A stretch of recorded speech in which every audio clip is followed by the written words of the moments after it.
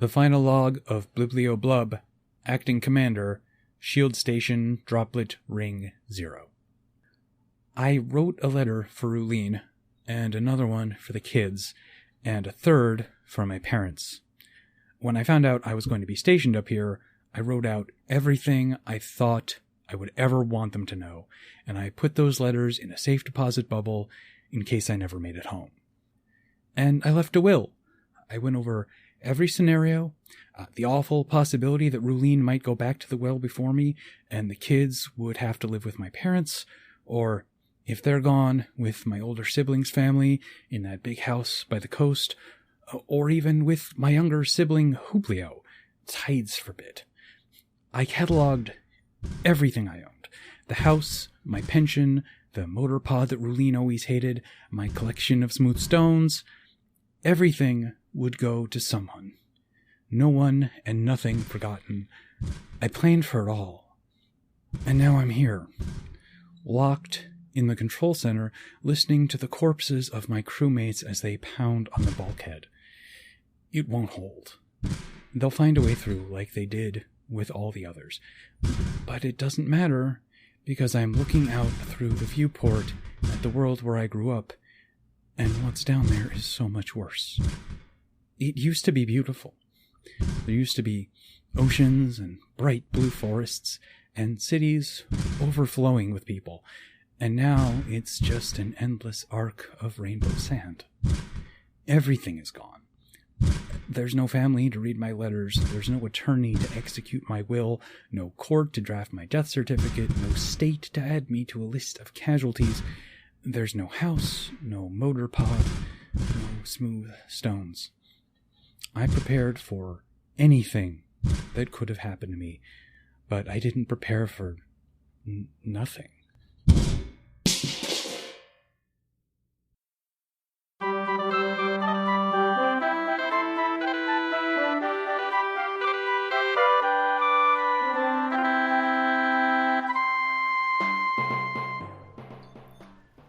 Okay. Hi, everyone, and welcome to The Chimera. This is a role-playing adventure show where a group of college friends and longtime campaign collaborators get back in the saddle. I'm Braden Lamb, and I'm playing Dang, and we'll introduce everybody else in turn after I say some more things. Right now, our campaign is The Old Bones, where our cast is a multi-species group of misfits crewing a mysterious starship in a near-future superhero space opera.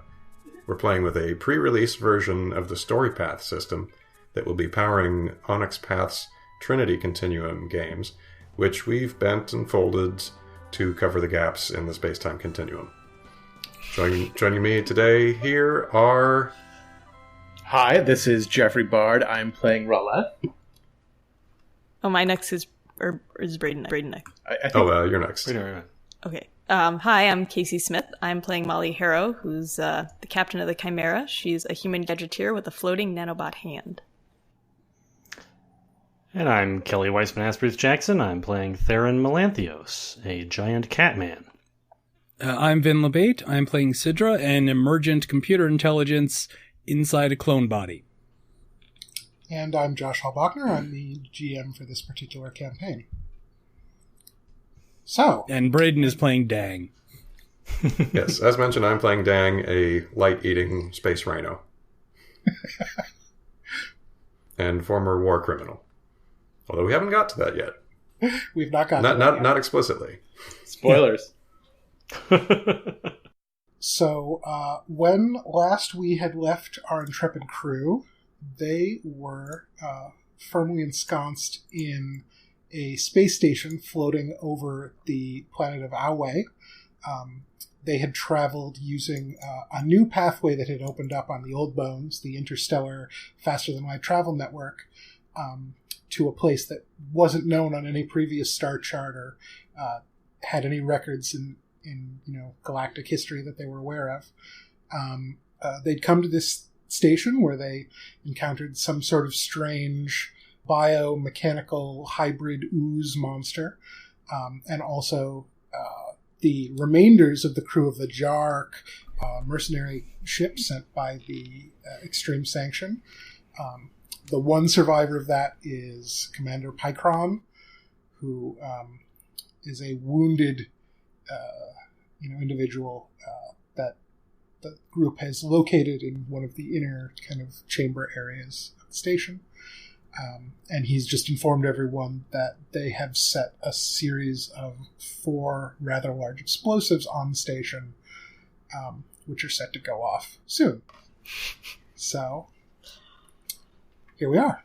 So we should do something about that. Agreed. First question probably is just to come up with, what do you want to do about that? Find the devices, probably. This guy probably knows where they are. We can ask him politely. He mentioned that they've been rendered somewhat tamper-proof, right? Like he specifically said they were not designed to be easily removed. Yeah, I mean, certainly it's not anything like impossible, but like they're set to be, difficult to prevent from detonating, just because when you're doing mercenary, unrequested demolitions, that's usually to your benefit. Is there a kind of manual shut-off switch, like if the person who set it wants to unset it? If you'd probably have to ask him about exact details, but anybody who's worked with anything like this before, that like in person is probably the way to do that. That there's probably something you can do up close to deactivate it if you have the necessary information, but that there isn't any networked method for doing that. Okay, Molly's gonna make her hand project a little blueprint of the station, and it's gonna kind of float over to our captive, and she's gonna say, "I want you to put all of the places where you put those explosives, please."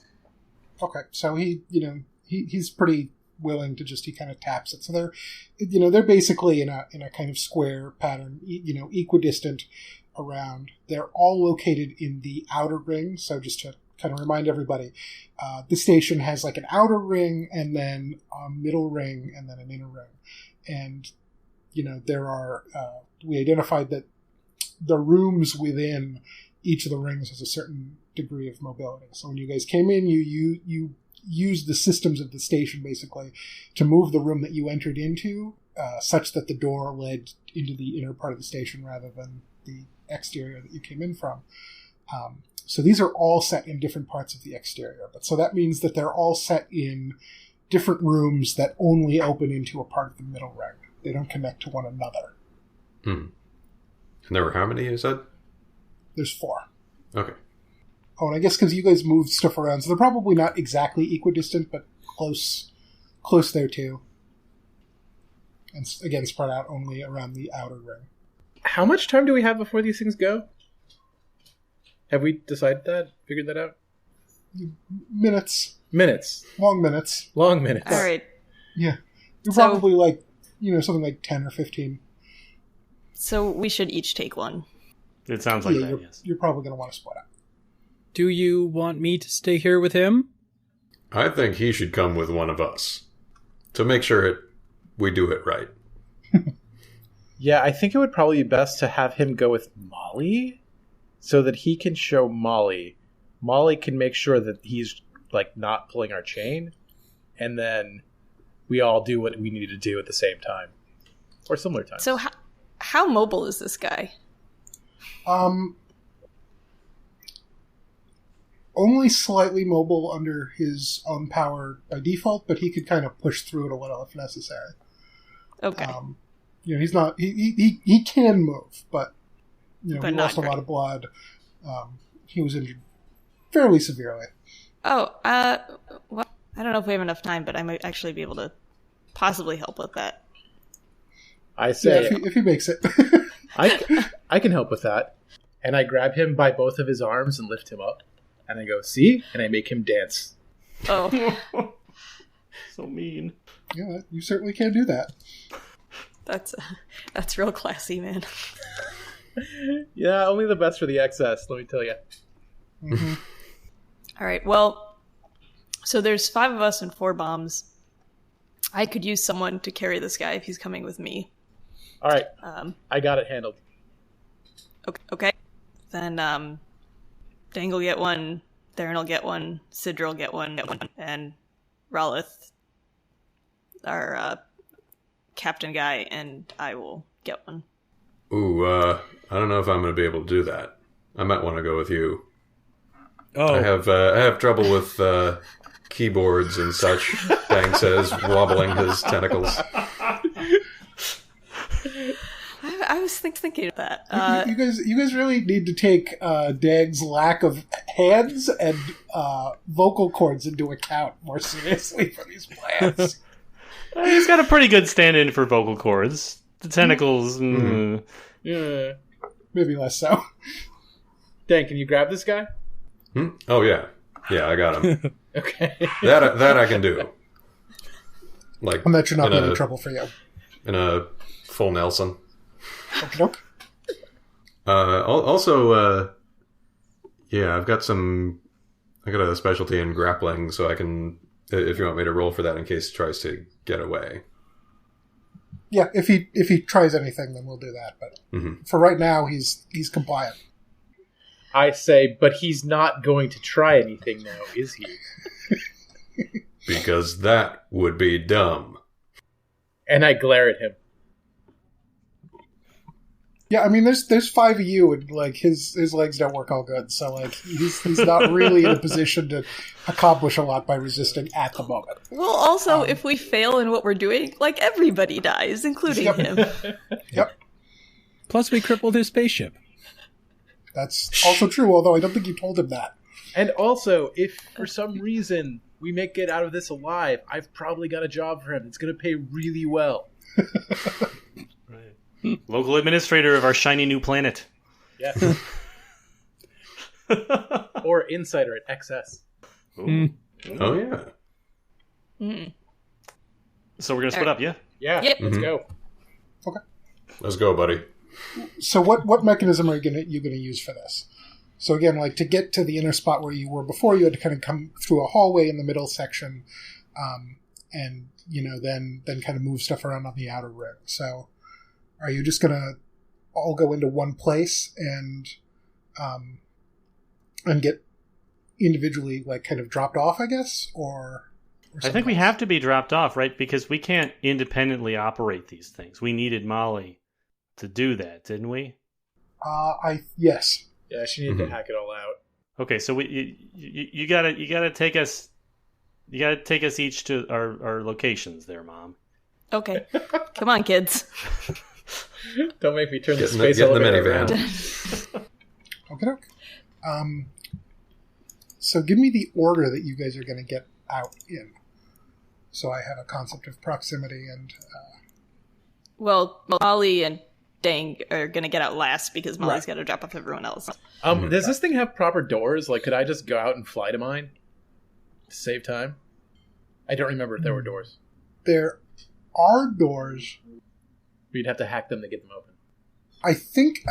So I'm thinking about this. I think the issue actually is that there isn't really an efficient way for you to get outside to do that. That isn't basically just taking you to the outer ring. Anyway. Gotcha. Okay.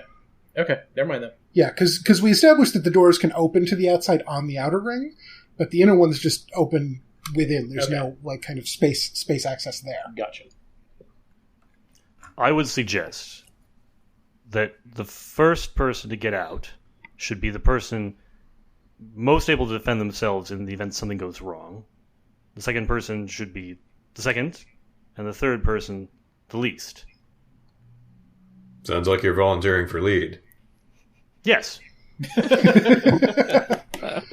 Well, good luck. Okay. So Theron is going first. So you all crowd into the hallway that you came in through before. Molly's able to rotate it around. This takes a non-zero amount of time, so we'll just kind of take that into account when we're going here. But so it opens up into kind of another little kind of foyer thing next to whatever the kind of chamber is that you're going to go into. So you head in. Mm-hmm. Mm-hmm. Yes. Okay. So Theron, you step out. Door closes behind you. the middle ring begins to rotate around to get to the next spot.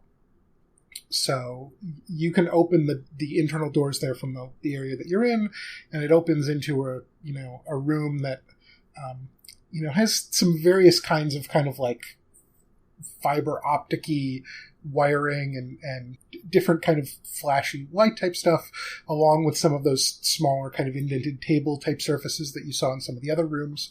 And pretty clearly right in the middle, very obviously not part of the standard decor, there's a big, red, white, and black painted device. It's kind of, shaped, it's kind of got a wide circular base.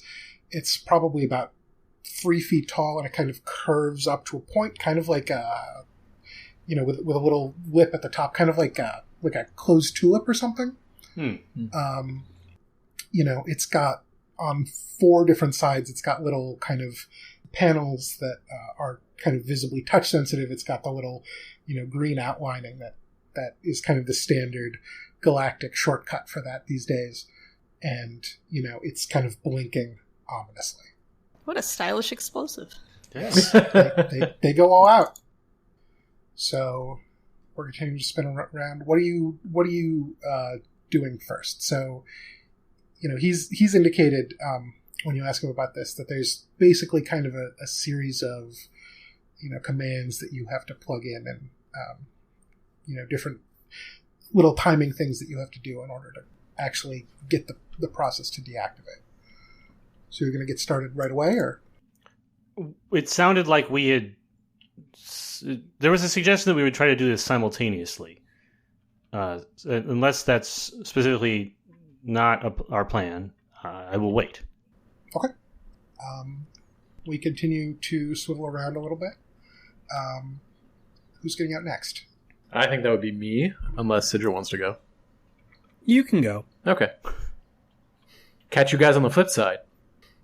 I saunter in. Okay. So, does it, as a saying in Akashic space, does the flip side mean the side of the planet that turns you upside down? I'm thinking about where that would originate from. Is there a literal flip side? It's basically anti-space. It hurts really, really bad when you pass over. It's like being pulled inside out. And then everything looks weird for a little while, but then it's exactly the same. So, really, the only difference is that pain transition. Otherwise, you're not missing much. It sounds a little bit like the Cronenberg process from Rick and Morty. So we can, we kind of continue to move the middle section around. Can I get, and hold on just a second while I actually bring up a character sheet here, but I basically want to have you do a kind of awareness type check there. Okie dokie. Which I think is probably cunning plus analysis? Yeah, analysis is the perception-y skill. Mm-hmm. Slightly. Everything about this system is just slightly to the left of what you think it is. Yeah. And cunning is, I think, the thing that's normally paired with that for a sense correct. check, right? Okay. That sounds good. So that's 7. And I don't have a relevant specialty, although again, I have I have this special surprise defense. So let me know if I'm going to be surprised, or if there's somebody who's trying to surprise me. But other than that, it works as normal. Okay. Theron is predicted every birthday party he's ever had. They don't have birthday parties on Thea. To say exactly one since he joined the crew. Right. This is I think Vid and Kelly were both around for parts of this, but this was a consistent problem in our Exalted game, because I let somebody take a charm that gave them a 10-second warning before anything surprising was going to happen. Which got me into a lot of trouble. That you just told him at the start of every scene, you're going to be surprised. That's all you ever did. You didn't tell him anything about what was going to happen. You just said, you're going to be surprised. It was completely useless. It was just annoying. And I rolled 2 successes. Okay. Okay, so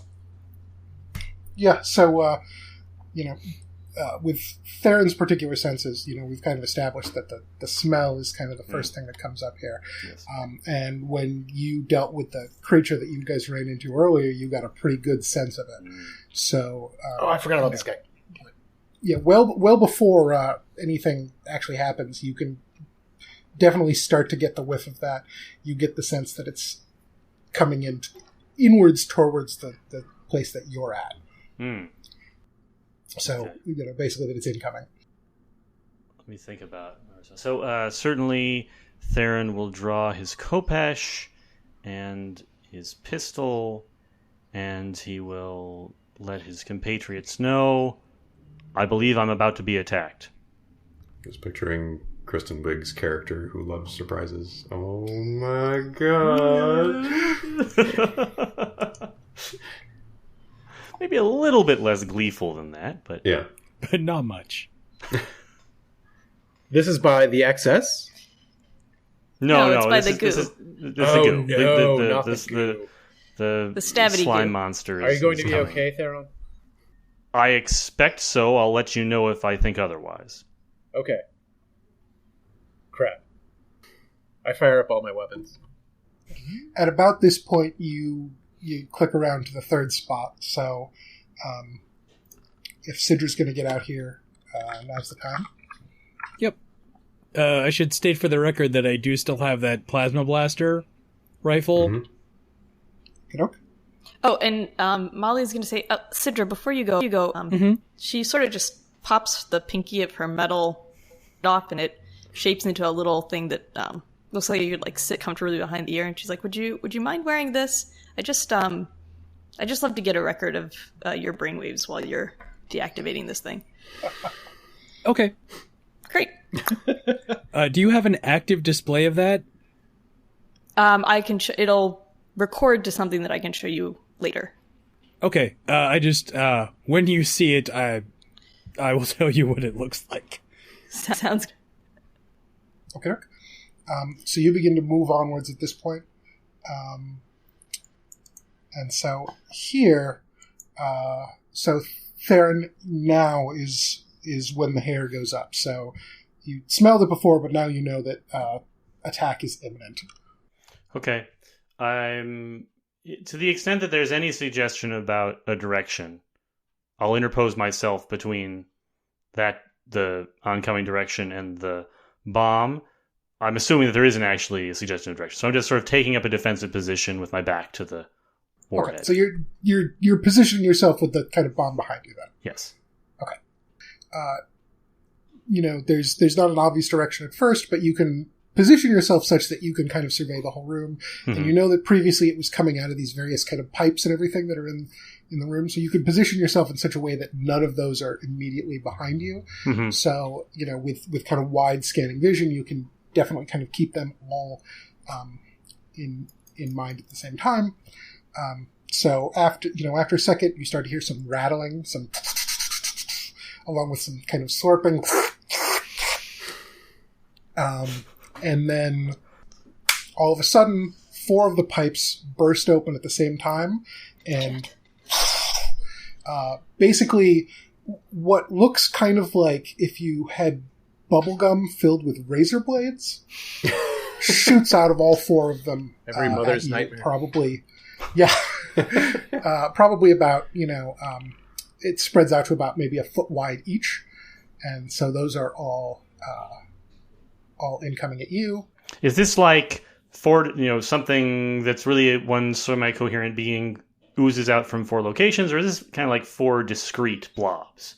Based on what you could tell, it's certainly it definitely doesn't seem like from what you guys observed earlier that there are clearly distinct things here. Like if there are some components that have some distinction, they still clearly can come together in kind of one mass. Mm-hmm. So the read would be that it's one thing with 4 parts. Okay. And that would kind of line up with what happened before when you were able to cut the piece that you were fighting in half. and Right. it kind of slithered off without a lot of concern, it seemed like. So that's incoming as an attack with 5 successes. Yeah. So my resistance, my defense here is 8. Okay. And that's including the scale bonus, I assume? Yeah, that's with the scale bonus. Okay. All right. So how does that manifest then? It isn't able to actually strike you there or damage you at least. So this is like a torrent of razored bubblegum, right? Yep. Okay. So Multiple torrents coming multiple from torrents. different directions. Yeah. So they strike towards me. There's a flash of light as the visual effect of Emporos flashes into being around me. So that's a series of white geometric shapes with polychromatic edging, sort of a rainbow-hued edging, sort of burst, close to my body, so almost like making little patches of armor appear and then disappear quickly, and exactly long enough to block the blast. Okay, and so this has like a kind of a physical shielding effect almost. So you're seeing things like clatter off and maybe like. So yeah, the effect then is basically like kind of what you'd expect to see if something like this hit a relatively dense like steel wall or something. So there's kind of a muffled clang sound. The fluid part in the back kind of squeezes up. Front kind of splashes off the edges. The razor blades in this case kind of semi-disintegrate after a second, and each piece kind of falls to the ground, kind of as just a puddle of the pinkish goo again. The metal pieces kind of disassembling themselves back to the components. And once they hit the ground, they start to kind of slither back together. Okay, so like the whole thing kind of hit me from a bunch of directions, and then it fell and started to reform. Okay. Yep. So at this point, we get to the last room, which the 3 of you, Molly, Dang, and Pycron, are all arriving in. And when the door opens up here, you guys are treated to a slightly different sight. So there's still one of the explosive devices, just like everybody else has found in the rooms that they're in. Mm-hmm. But the room itself, like a lot of the pipes are, kind of damaged. The table in the center seems to be like broken in half, like basically like it was kind of hit with a very strong force. But more importantly, the ceiling, several of the walls are just dripping with the pink goo. And it's like basically kind of oozing out, dripping in big clumps, falling to the ground. And when it does that, it kind of has an effect, kind of like almost a reverse, like it hits the ground, kind of rolls up to the walls and then floats, or, kind of rolls back up like a droplet, going in reverse gravity almost, back up to the ceiling. So it's just sort of in this repetitive motion of falling down and rolling up and falling down and rolling up? Yes. Okay. Mm-hmm. So it's the whole floor isn't covered, and it's not staying in place on the floor anywhere. When it hits, it kind of scoots away to repeat this process, but it's falling from everywhere on the ceiling. And you've got, probably 10 meters from where you are to where the explosive is. Question. So we've witnessed this stuff, like, sort of take apart new technology that encounters, right? Like when Molly was interacting with it? Yes. I'm gonna patch into the comm system. Molly or Theron, are either of you carrying any cash?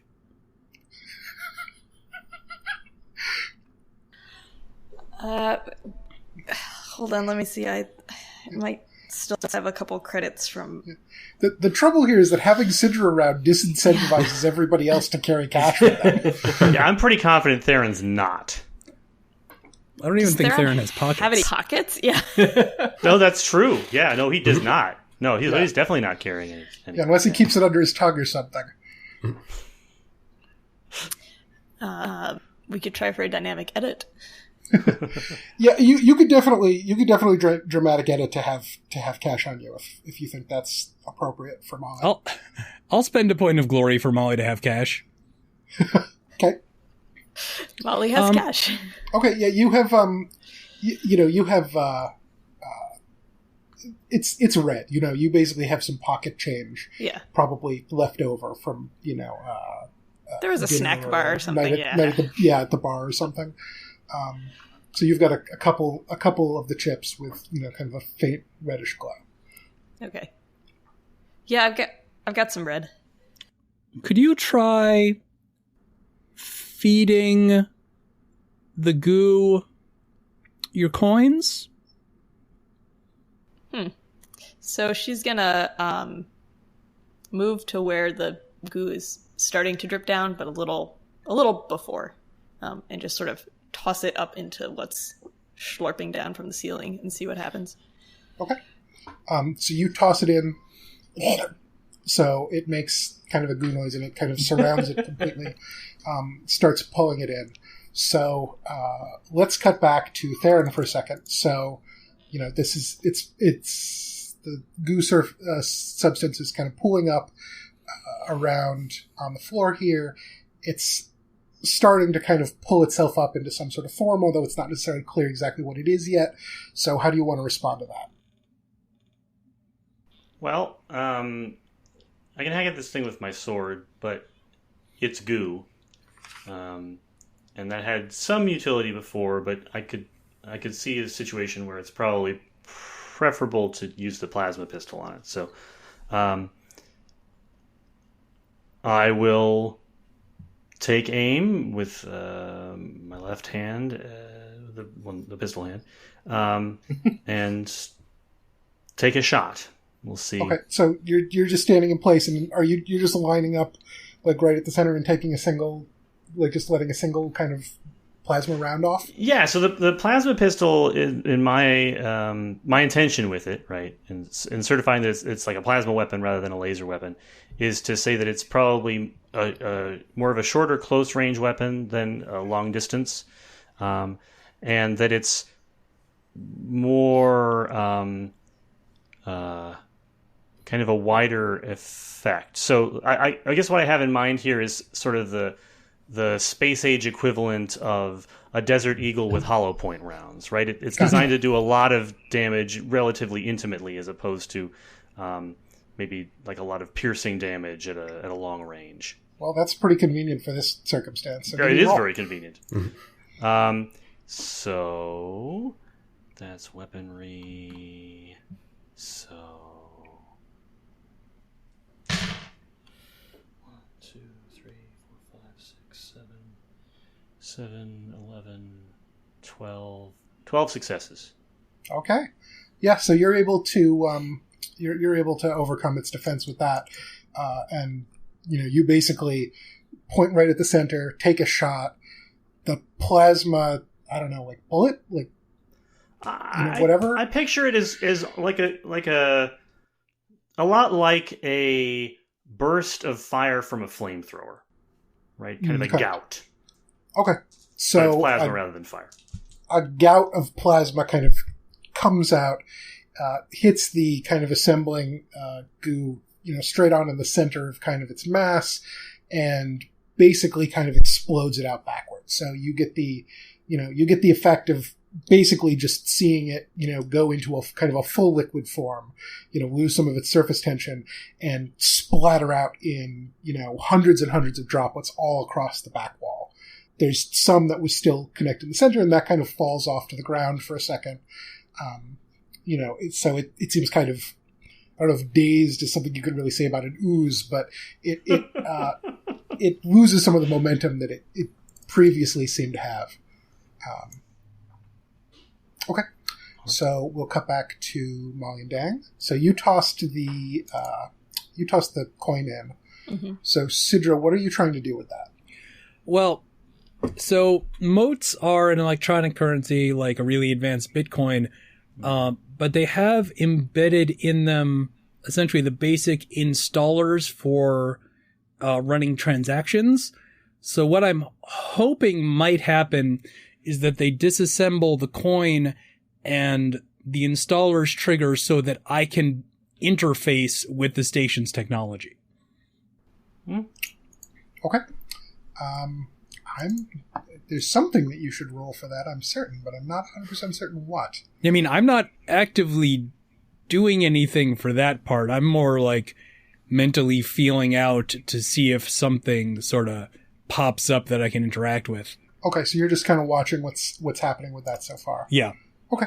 So, visually, on your side, Molly, you can definitely see, like, the coin goes in, there's kind of some fluid movement inside the spot where it was thrown, and then you can see kind of the exteriors, pieces of it kind of peeling off and getting, ferreted away to kind of dissolve further along, but the center part stays in place and continues that kind of red glow until almost the whole thing is gone, at which point it kind of blinks and flicks out. So, you've seen it kind of dissolve, and so you're looking to try to connect into that now. Yeah, Sidra. Mm-hmm. Okay, so, what do we actually have you use for financial wizardry typically? Generally liberal arts or larceny. Okay, yeah. So give me a roll. All right. Really? Just one out of all that?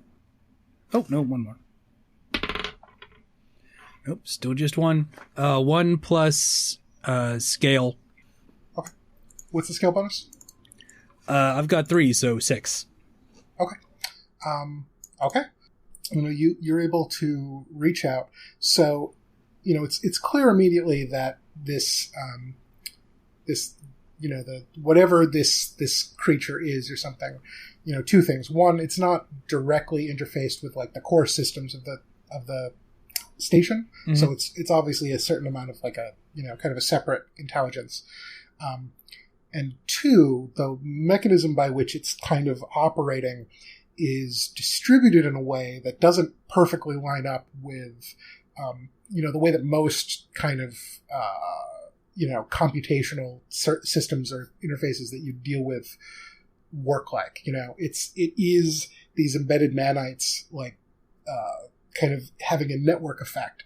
So the exact details of kind of what is there and what it is kind of constantly shifting and moving. Mm-hmm. So basically what you're able to determine is that a portion of the nanite network immediately around the spot where she threw it in has kind of started has basically deconstructed what was thrown in and started basically kind of constructing models, within their shared network of that. So that's kind of an in. I'm going to see if I can talk to it. Okay. Hello? Is there someone there that can hear this? No, for purposes of this, so you're talking with money here, right? Yeah. So what does that look like? I mean, and obviously this is going to be very abstract, but like in some sense, like there's some way that people, language, communication can get embedded in this financial world. So yeah. What does that mean in terms of the actual money moving around and so on and so forth? It's all digital, so it's essentially binary with the currency as a sort of translator system, I think. Okay. So but there are like little actual like transactions happening here, like little microtransactions basically? Yeah. Okay. That's probably a good way to think about it. Okay. So, so you start saying that, little tiny fractions of a cent basically start kind of flicking over and with this encoded messaging on it. And for a second, you're kind of sending that off, on its own. It doesn't really seem to be doing anything. And then, kind of finally, just after it seems like maybe nothing's going to happen, you get like one, tiny portion of a cent back. So return investment. You get a ping. Okay. We are going to cut back over to Theron for a second. All right. So, as we established, it kind of, you splattered it out along the back wall. It's trying very quickly to reconstruct itself. So you see all of the various dots on the back wall kind of start to pull together towards the center, and what was left of it on the ground kind of rolls back over towards the same wall with, kind of clearly an intent for it to try to recombine as much of itself as it has here into one shot. At this point, while all this is going on, Pycron kind of coughs. Are either of you, Molly or Dang, responding to that at all? Molly will look at him. It's something in your throat? We don't have a lot of time. It would be helpful if you told us exactly how much time we had. He kind of, stops, kind of holds up one finger, kind of a little weakly for a second, then goes in on his other arm, where he is, kind of there's some like cyborg, mechanical components embedded, and in this case, he's kind of had the piece that is kind of located in his forearm. Basically, the outfit that he has, like the uniform that he was wearing, is kind of fused over it almost. Like normally, he'd kind of have a way to roll it up or push it out or something, but basically, from fire or explosion or something, it's kind of fused on. So he goes over and he kind of digs his claws and rips. There's kind of an audible, like, unpleasant sound as this cloth kind of tears, and he starts bleeding from where it did, but there's a digital display kind of underneath, and he kind of taps it a couple times, and he's able to bring something up. And so you see, basically, you have about 7 minutes and change before the whole thing goes up. So Molly's going to get on the comm and say, "We have 7 minutes. Until lunch? Kaboom."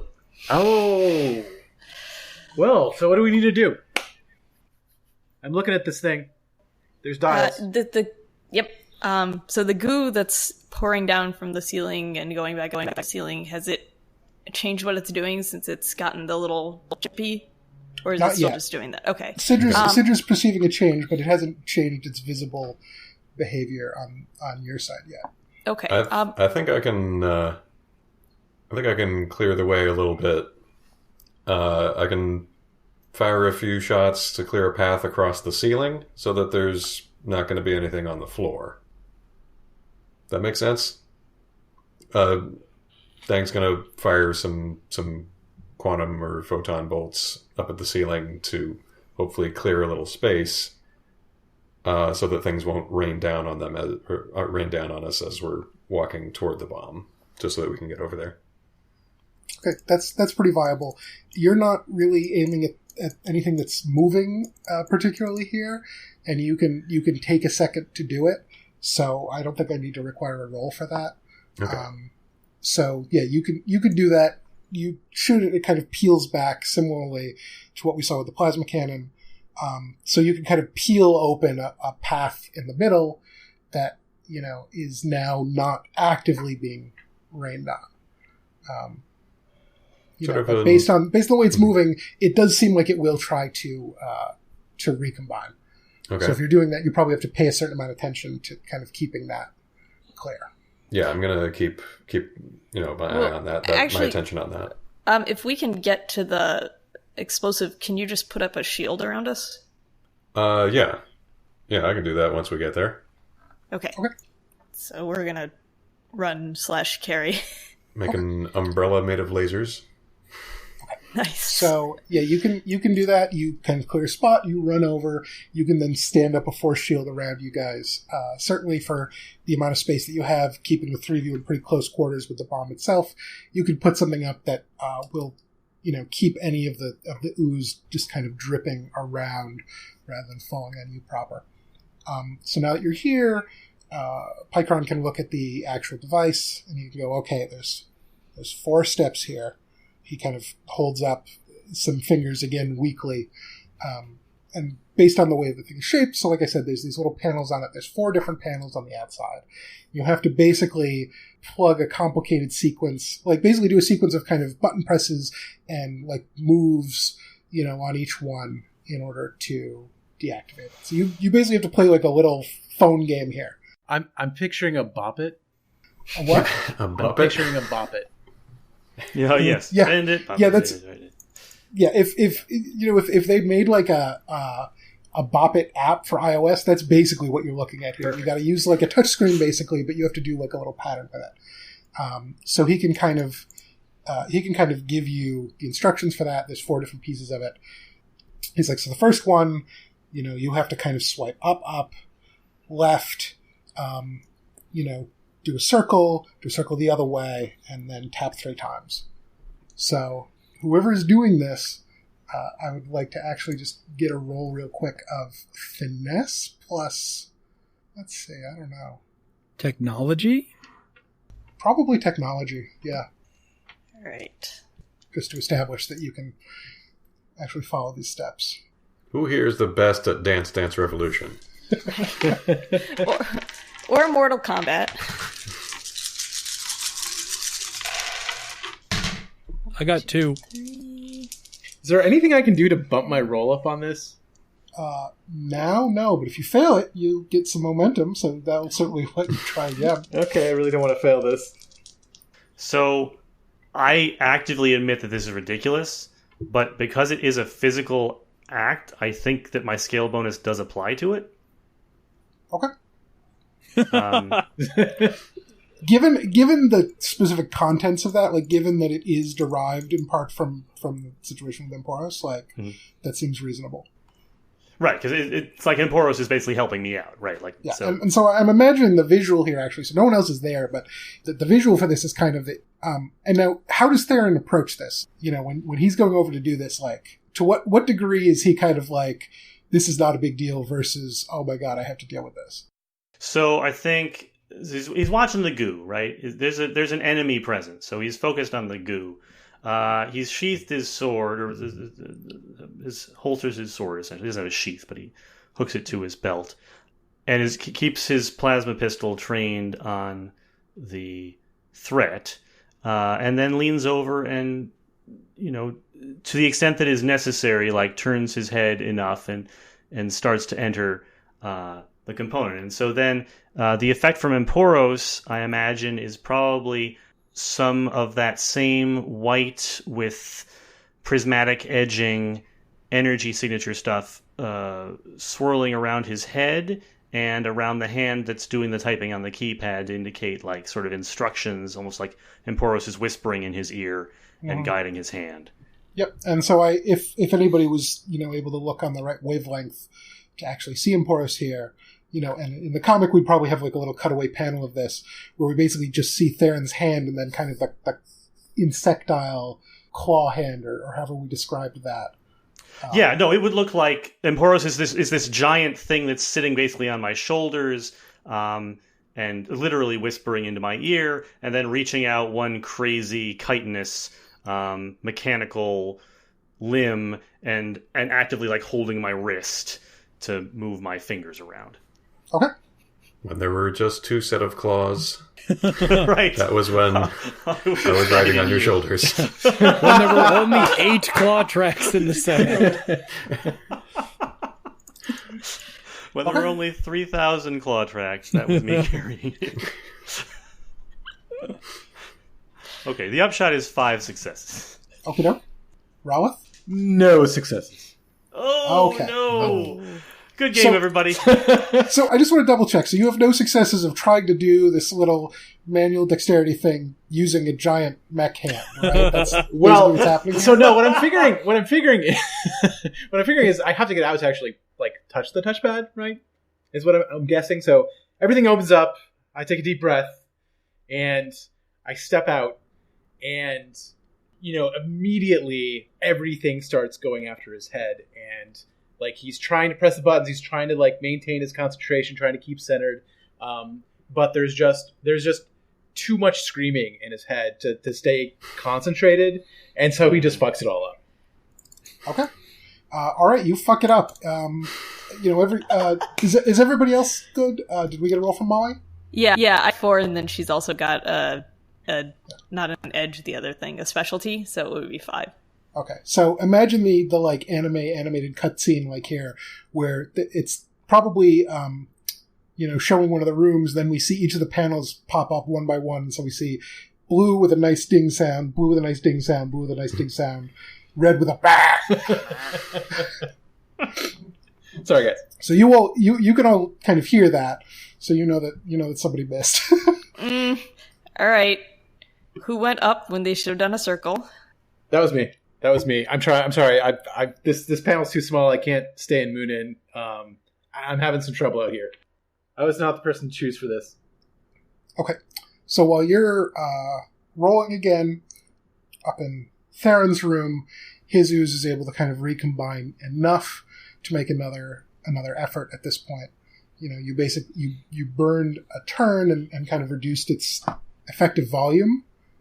So it's essentially acting at a penalty now, but it is able to kind of reconstitute itself enough to pull back together. And I think this time it's going to basically try to make like these metal like kind of what do you call it? The kind of big construction machines that have like the pieces that kind of open up, the like kind of mouth almost. I'm not sure what construction machines. Like the digging machine. It's got the two big metal parts, and I don't know what you call that, but it's Devastator. Where it kind of an excavator. Yes, let's say an excavator. Okay. All right. So it kind of basically makes something like kind of a little bit more of a round excavator. So two big kind of metal pieces with kind of interlocking teeth that kind of spring open and kind of come in to grab at you. Okay. And that's coming in with 6 successes, so that's still under your defense, I think, right? Right. Okay. So talk through how you're avoiding it this time. Yeah, so I've just finished entering the sequence in the keypad.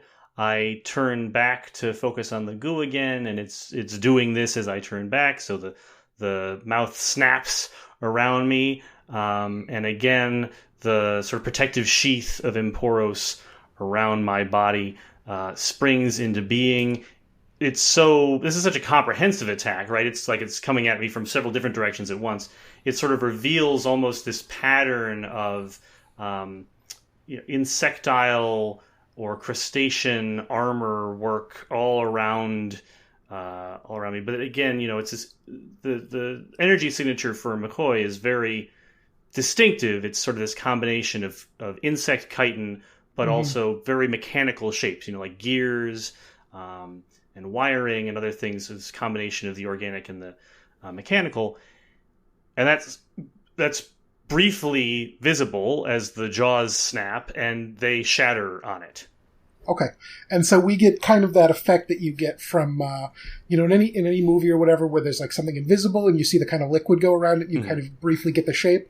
Right. So we basically get that. The jaws snap, that they break on it, the pink goo kind of like spreads all over it. You can briefly see kind of the vague outline of that mechanical insect type thing there as you're working. Rawith, you are free to try again here. I would like to try again. So what happens with momentum here? I'm a little bit unclear on those mechanics. So and I'm trying to remember the exact details of how we work this out, but by failing the roll, you add 1 momentum basically to your pool. And now you have, I think, 4 things that you can possibly spend that on. Yeah. So you have add +2. You have keep it going full steam, which allows you to add 2 dice to a single roll as long as the player has already failed a roll related to that overall task during the card sync. All right, that's what I'm doing. Come on, baby. Oh. No. I failed again. Man. Okay. All right. I'm really scared now, guys. I don't want to blow up. So we see it cut to each of the other screens. There's no ding because they've already been cleared, but it shows each of those and then just again. This is awful. Don't get locked out. Now, Raleth, aren't you, like, in a big old video game in that suit? Shouldn't you be, like, really good at this? I have to be outside of the suit because the touchpad is too small. And there's just too much distraction, too much going on right now. I should have practiced for this. I'm sorry.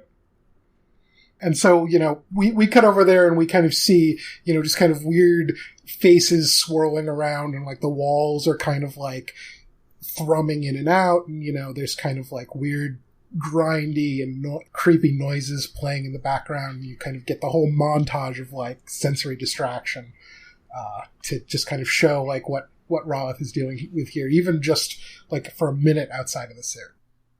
So Molly is probably the one most familiar with what Roloth is dealing with. I don't know to what extent she understands, but she has some understanding because she's studied him a little bit, like with his permission. Yes. So I kind of want to try and see if she can talk him down a little bit. Okay. So here's what we're going to do. So you give me a speech and a roll on that. We'll resolve that. Then we're going to cut back to Sidra, handle the next piece of the effort that you're doing. So let's do that. So Molly, okay. Go ahead. So I guess this would be grace plus empathy, which is not my best roll. And just give me the speech that you're going to make here, basically. All right. Should I roll first or give the speech first? Give the speech first and then roll. All right. Roloth, listen. Can you hear me? Yeah, I can hear you. Okay. All right. Listen. You got this. You can do this. This is just in your mind. You can put your mind away for a second. I just want you to look at the screen in front of you. Okay, I'm looking at the screen. Don't worry about the sounds. I'm trying not to worry about the sounds. The sounds are really, really loud. I know. It's okay. You can get right back in Munin as soon as you do it. Okay. Okay, I've got this. Let's see if that helps. I got 4 successes. Okay, so you got 4 successes. So let's get another roll with your default dice pool here, and we'll carry some benefit over for that as needed. But let's get Roloth's third attempt here. I'm rolling this with 3 dice, guys. Oh, thanks for the help, Molly. I got 4 successes. Nice. Yeah. So it shows doot, ding, and it shows up blue, and I think Roloth probably looks a little proud of himself after this that he got it. He does. Okay, so we cut back over to Sidra. So at this point, first there's one little microtransaction. There's a pause, kind of another one, and then another little stream of these start to come back. So you're getting a communication back, but it doesn't seem to be super linguistic. It's kind of more a mixture of emotional and tonal. So mostly what you extract from it so far is kind of a mixture of hurt and hungry. I'm going to try and send back a sense of calm and hamburgers. Yes. Like that'd just be like 010, right? A hamburger. Like I'm trying to communicate the notion that we're not actively a threat, but we will respond if threatened. So we will pull back if it pulls back. Okay. Give me... I think this is actually the same roll that Molly just made, so give me a grace plus empathy roll. 7. Okay. Yeah, that's... so you're definitely starting to get some... you're starting to get some dialogue going on. You and the ooze are kind of, you're kind of getting onto a wavelength here a little bit. Really vibing with this ooze. Yeah, but remember, you're kind of interacting with a certain set of it, like a portion that's spreading, that's getting larger, of what's in Molly's chamber. So while you're doing this, some of it starts to leak into the back of the room that you're in as well. So it's kind of out of one of the pipes, kind of just slowly dripping, kind of puddling on the floor behind you. I'm getting a very Ghostbusters 2 kind of vibe. Yeah, it's pink slime, right? Like, yeah. That's kind of everybody's reference point for that. Okay, so Pycron, you guys have gotten through the first set, so he's like, okay, so this time, figure eight, up, figure 8, down. So, if you guys want to roll for your next step there.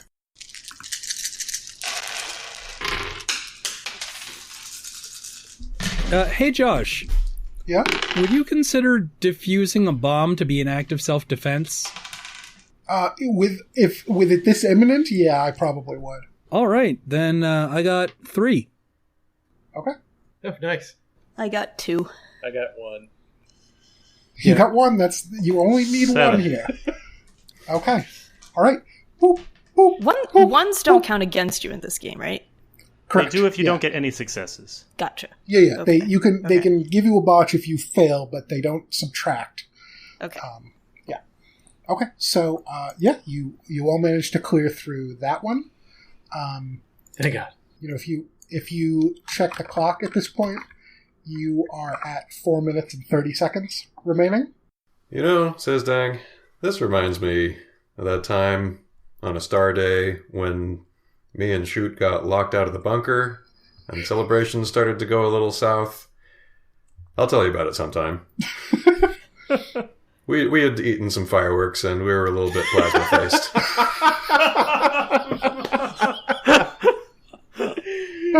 Plasma-faced. Okay. Eating some fireworks So, like you do. Theron, on your side, the ooze now is just kind of trying to it broke, the teeth broke on this and it kind of fell down. Now it's just kind of trying to batter at you. It sees that you have the shield, so it's kind of trying to just batter at you like this, basically razor sharp current, like waves almost, like kind of crashing down one after another on you. So it's gonna make basically another attack on that. Okay. So that's 8. That's 8. That's a tie. It's a subtract here, right? So it's a tie, so that's still a miss, right? I believe so. I think the tie still goes to the defender. Okay.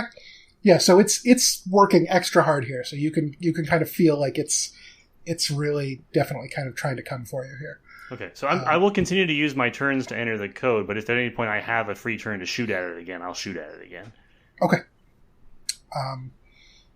And so I imagine we just kind of see like that, just the lights flashing kind of probably get a little bit faster or more visible as it kind of redoubles its effort, and Poros is kind of holding it off. Right. I mean, eventually it's if it's just constantly there's just gonna be a constant glow around me, right? Like, yep. Basically, the defense is only visible when it's active, but if it's constantly under assault, it'll just be constantly active. Oh yeah, and so you know what? Yeah, it's gonna start glowing, and you're gonna kind of get the effect actually of kind of the light kind of shining through some of the pink goo, kind of like making it luminescent and like casting this weird like light all over the rest of the room. Okay, Pycron kind of looks at you and he goes, okay, pentagon, hexagon, rhombus, triangle, square. Right. I'm gonna use my momentum. How many more of these do we have to go? This is the third of 4. Okay. 9 successes. 2 successes. Oh, nice. 2. 3. Boop, boop, boop, boop. Okay. You cleared 3. You're almost there. You're getting down in time, but you still have a little wiggle room. Clock's showing 3 minutes and 30 seconds remaining at this point. You just got 1 face left. So you're still good. So Sidra, do you want to communicate something specific at this point to as much of the ooze as you can kind of speak with?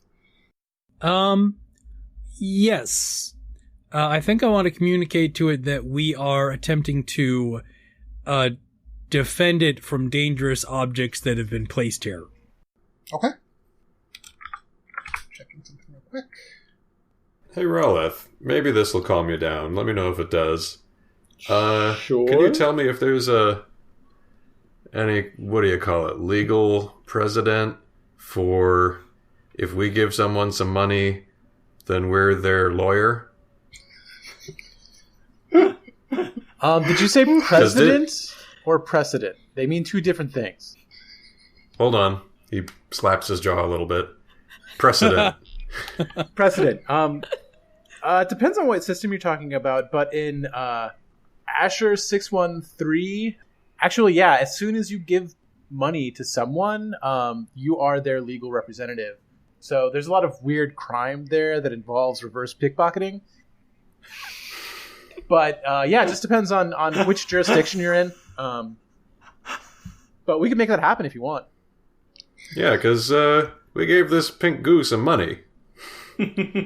Yeah, unfortunately, with where we're at right now, legal precedent hasn't actually been established. So we'd have to actually take a look at the history books to see exactly where, and then I'll start putting in the thing as I'm talking. So, as you're kind of rambling at the mouth about this legalistic nonsense here, you're kind of hearing in your own brain like more what you're saying and the own your law reference and your time in legal in law school kind of learning about this stuff, and that's kind of blocking out a little bit of the kind of exterior noise. So it's helping you feel a little bit less distracted there. Thanks, Dang. Okay, no so problem. Nicely done. If Sidra give me, it's going to be reason plus empathy this time. I think that's actually the same roll for you. So. Yeah, like most of my rolls are exactly the same. Yeah, I guess you kind of went just columns on this. Yeah. Oh, Jesus. And I got nothing out of that. Oh. Ooh. Oh, okay. Faux pas. Yeah. So at the spot where you toss the money in, where it's kind of communicating, Molly and Dan, you can see it kind of starts to kind of bubble and pop. It starts to look like a little bit, almost angry. Like it doesn't seem to be responding well to whatever's going on there. And you get the clear sense back, Sidra, that it does not believe you. Like it doesn't think that there's any way that could possibly be accurate. Okay.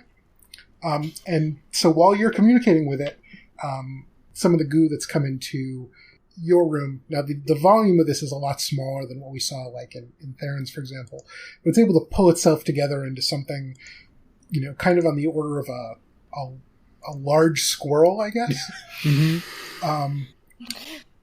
And it kind of basically pulls together into kind of a roundish shape with like, kind of 6 pointy, kind of talons or something. And it kind of leaps through the air at you. Yeah, round with 6 talons. That's what I would picture a squirrel. Sure. Yeah. So, Pink, amorphous.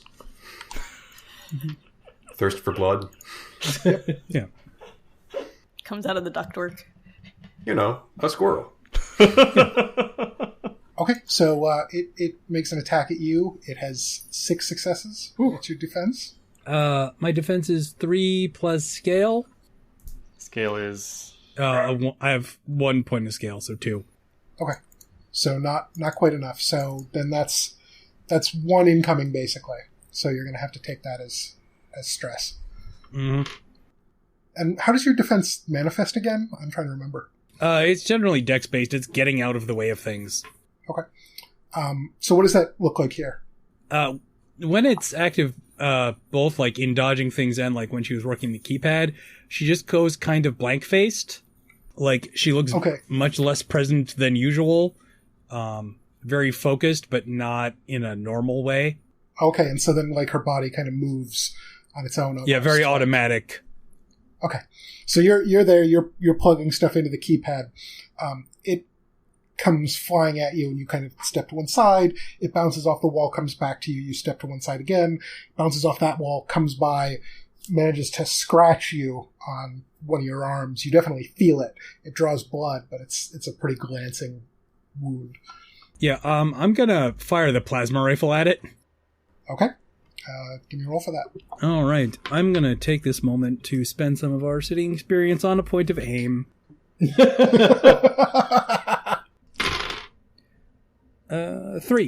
Okay. So with 3, you manage to hit it. You kind of knock it back. It doesn't manage to actually kind of like detonate it. So you just kind of put it back on its heels. It slides back to the other side of the room. So you've got that going on. Theron is still kind of continuing to defend against his. The one in Molly's room is starting to bubble with anger. And you guys are down to 2 minutes on the timer now. So Pychron's like, okay, just one more. And he starts to talk. He kind of thinks about it for a second. And then he just kind of holds up his hand, and Molly, so you can see he kind of does this really complicated little thing that's not really necessarily easy to describe in words. But he does the whole thing in the air for you. Are you kidding me? I don't make the bombs. I just set them. That doesn't sound good, Molly. Molly, why doesn't that sound good? Okay. Okay. Let's see. How do I communicate that? There aren't any windows in any of these rooms to outer space, are there? No windows. Okay. Screens or anything that could be utilized as a screen? Yeah, because you were able to hack into the systems earlier, so you could actually you could. You'll have to give me another roll to actually do it, but you have access to the system. So if you want to give me a roll to basically put up illustrations in people's chambers, you can do that. Okay, so that's reason and technology. Okay, 1, 2, 3, 4, 5, 6 successes. Plus one more because of electronics, so 7. Okay. Great. So you see this kind of manifests in each individual chamber as kind of a portion of the wall almost becoming like electrified. It starts to kind of crackle and hiss a little bit, and then it kind of like lights up, and then anything that is kind of communicating that you kind of see almost as a negative of that. So you basically see kind of black lines of no electricity on this background of kind of energy.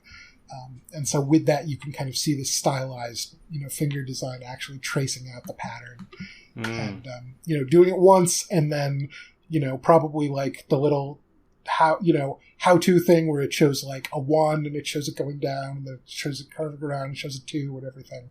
So kind of like a follow along process there. All right. So that communicates it out. So this is the fourth piece. This is what you need in order to deactivate the... Ooh. 10. 3. 7. Nice. Roth? 2. All right. Okay. All right. Beep, beep, beep, beep. And, at that moment when you plug that in, all of the explosives, they kind of pulse. Boom, and power seems to go off. Oh, thank God. Okay. So you've got that. Moonin picks me up and puts me inside of her chest. That was an image I didn't need. Dang, asks Pycron, is it okay if I just kick this thing lightly? The bomb? Yeah. Probably. Probably. Okay, nothing happens. You don't. Okay. You don't That's explode. not sufficient assurance. Too late. All right, there's still this tidal wave of razor blade bubblegum, right? Yep. It's just constantly crashing against me. Okay, so as soon as this thing is done, I just, shoot a whole bunch of blasts into it. Just, empty the clip. Okay. Yeah. I mean, you're close range, and it's kind of covering everything around you. So again, I don't think you really need to aim there if you're able to dedicate your whole attention to that. So you just spin around, blast it, goes out all over on the walls again. So you are clear to kind of move away from it if that's what you want to do now, or take any other step. You're not encumbered by active ongoing attacks there. Sidra, do you want to continue communicating attempt, or do you want to? Yes. Did you take your 1 momentum? Oh, no, I didn't. What do you know? I got one of those, which I don't actually have a spot for on this version of the sheet. Oh, well. So I'm going to try to communicate, restored peace. Like the thing that I warned it about is finished. Okay.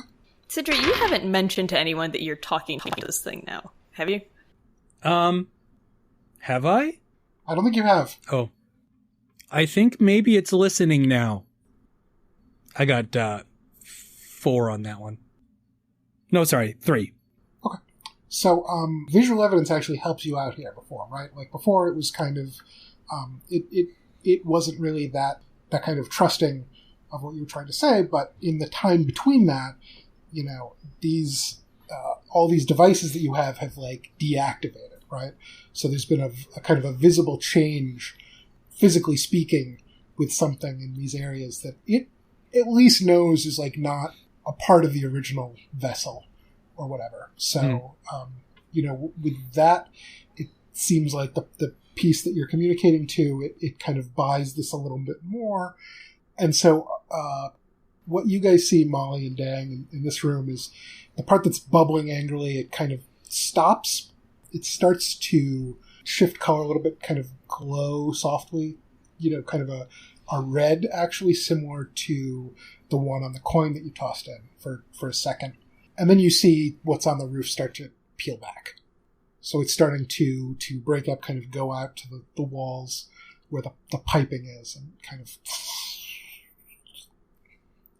Sidra, you said it was listening. Were you talking to it? Kind of. I'm more like feeling to it, which is less than ideal, but I think it's starting to understand what I'm trying to communicate. Oh man, this recording is going to be so cool. Good job. Well done. Dang waits until like the last possible minute to let down the force field and usher everybody out of the room. Pychron under one arm and the bomb under the other. Okay. So, Sidra and Theron, the ooze that's in both of the rooms that you're in, like, it doesn't have the same effect manifest originally. It's like I said, it's kind of spreading from a central point where this originally was communicated, but you're both able to kind of like leave those without any further difficulty if you want to, and it's not following you any further at that point. So you can get outside of basically the any kind of zone of danger there if you're going to be moving out. So great. I would like to take the bomb with me. Yeah, you could do that. It's heavy, but you could carry something heavy. I mean, I'm huge, so I basically I pick it up and tuck it under one arm. I think basically you or Moonin could carry it, and nobody else. Maybe Dang on a good blast. Or maybe Dang could. Well, I'm trying to think if we'd have to shoot him a few times. I'm trying to think of how he would actually get it, like, in terms of holding it, because he doesn't have any, like, hands. But I guess he could kind of... I guess it's not too big for him to wrap one tentacle around. Yeah. And kind of carry it like that. So I guess that would work. That's a common thing that Dang will do, is wrap up one or two guys under each arm and carry them out of a room. Yeah, so the bomb is kind of, like, comparable in weight and size around, at least, to a guy. So that would work. But anyway, Theron could just pick it up. That's fine. Do palm it? Are Dang's tentacles composed of energy, or do they just release energy? They just emit it. And does he have suckers on him? No, I'm thinking just sort of a long cone, basically, that's slightly translucent. You can probably see some veins and little nodules. Cool. Gotta have those nodules. Mm-hmm. So I'm going to see if I can get any information out of this thing while I have it on the line. Okay.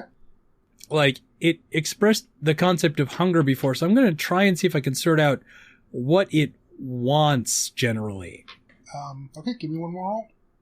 And this is a motivation, so I'm going to have an auto success for that. So 1, 2, 3, 4. So the way I think I'm going to play this is that since you've established this, you can kind of keep a little conversation kind of going in the back of your mind here. So let's play out a little bit of what you all do, and then I'll get back to kind of what you're able to learn from that once you guys are all together. So where do you guys want to meet up? Well, we have to be collected again, right? I mean, basically... Yeah. Oh, yeah, that's right. You have to take the tram. Yeah. Okay, so you basically get collected in reverse order, finally arriving at Theron's. And so now you guys are all again in this kind of midpoint hallway, all together again. No sign here of the ooze at all. Well, that was fun. So what we need to be able to access the planet now, right? So we need to find like wherever that central place where you control access to the planet is, that place? Mm-hmm. Anybody have any ideas? I think we can find that. I mean, if she's got the station mapped out, is there anything that seems likely? Yeah, there's basically a couple places within the inner ring that seem, like one of them is probably like the candidate. With some of the time pressure off, it's not going to be too hard to basically kind of visit the potential spots one by one and see what you can find. So what I'm going to say then is basically, there's like 2 or 3 spots in the inner ring that all seem like they could be it. So you can kind of, more or less at your leisure at this point, kind of move around. You go into the one, it just has kind of this big, basically thing in it that kind of looks like a block of metal that's just been like holes bored into it all over. There's no obvious way to interface with that. That doesn't seem to be it. False alarm. You go back out. You go around to the next one. You find one where there's some of those kind of nodes that I mentioned on the table in the first room that you guys went into, around the kind of impressions. And there's kind of an extra large number of these, and they kind of pulse, red and blue a little bit. So there's kind of a protected, digital, interface here, basically. So anything like that, this is going to be the place to look. So are you gonna try to take down the force fields? Yes. Okay. But maybe Sidra should find out how much they're going to freak out if that happens. So over this whole time while you guys are walking, you're kind of having this ongoing conversation with this thing. And so you're able to at least get kind of a sense of this. So it's clear that the thing you're talking to, it doesn't currently possess kind of an intelligence, like a sapient intelligence in that way. So it's not, really a super thinking, talking being, but it has some ability to communicate kind of an animal level of intelligence. Mm-hmm. And it has some kind of greater than average expressive capability that kind of lines up from it, having this combination of this bio life form and this nanites. As you guys saw, like it was able to kind of make all these different kind of shapes and everything. So it's kind of able to express to you about a little bit of what went on a little better. And over the course of this conversation, you can piece together at least some of the kind of picture here where it basically seems like you get a picture of the number 15, basically. So you can kind of work out that there was a certain number of distinct, kind of liquid organisms that operated on here at one point. And, they were purely biological, like individual, distinct, like liquid beings. They could interface, they could, kind of communicate by kind of, pressing up against each other. Sharing fluids. But, none of this kind of stuff that you've observed here. And what you've got is actually the result of after, it seems like a mutant strain of the nanites came into play. So rather than just devouring everything and just like leaving it obliterated, like you saw with most of what happened on the planet, it actually kind of bonded. And so it bonded to one of them, kind of created this gestalt being with the nanites, integrated with the biofluid. And then that one kind of absorbed all the other ones. And then it's been kind of running around here ever since. So this is like a slime granfalloon that we're dealing with. Yeah, basically. Yeah, it's that's grosser than I thought. Yeah. So it's still alive. The biological portion of it is actually sustained just fine because the nanites are actually able to convert, small amounts of other stuff and kind of do reconstruction on like molecules that come apart and everything. But the nanites have kind of this gnawing like desire to kind of work. So, they kind of have this underlying incentive to like transform and consume like biological matter. So that's really kind of what's driving it at this point. It doesn't necessarily even need that to live. It's just, that's the instinct that it's operating on. And it's been on the station this whole time. So once the excess mercenaries landed here, it basically just immediately did what it could to kind of take advantage of that. Can I get an impression of it as to whether there's still functional nanite life on the planet? There was when the ones here like came up basically. Hmm. But it isn't communicating with anything. It's disconnected from any larger swarm now. Hmm. How long ago did they come here? So it's going to be difficult for you to work out the exact details of that, but you are looking at millennia. Hmm. So it's been a very, very, very, very long time that this thing has been alone in here. Molly, can you help me devise some busy work for these guys? I'd like to give them something to do. Something more social. Yes. Okay. Well, why don't we see if we can have them undo what's been done to this planet?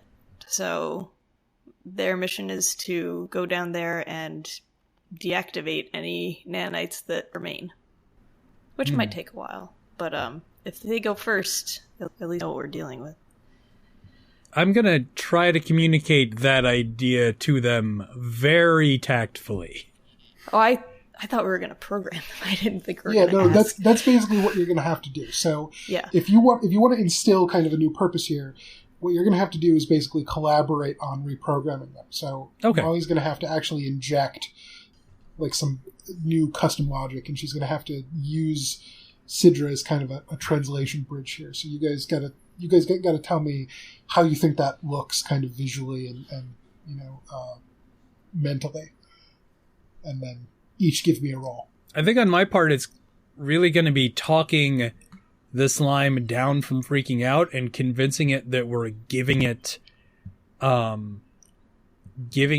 work that will fulfill its function, essentially to feed into the hunger that it has. Okay.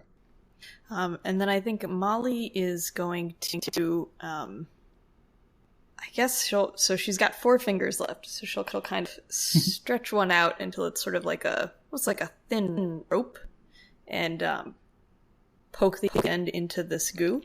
Okay. And then she'll use her other hand and her remaining 3 fingers to program using the console that, like using the technology that's here rather than her own. Okay. So each of you give me a roll on the thing that, lines up with that.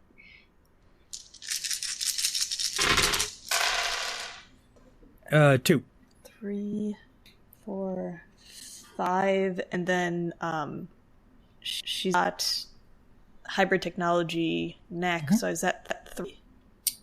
Or an edge? Hybrid tech specialist value 3 for an edge. So that would be 3 extra successes. 3 extra successes. So then 8 total. Okay.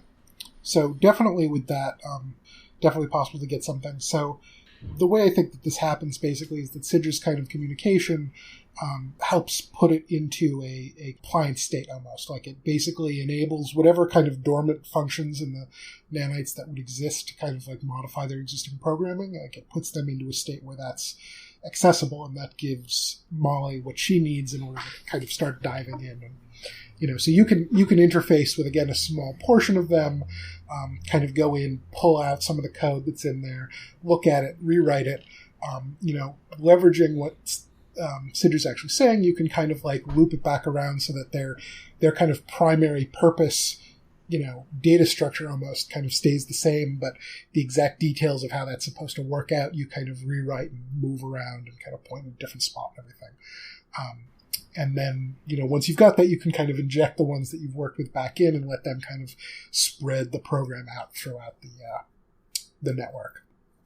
As Molly is inserting her finger into the goo, Dang's jaw starts emitting this kind of low grumble throughout the process, a little like Tina Belcher's uncomfortable noise.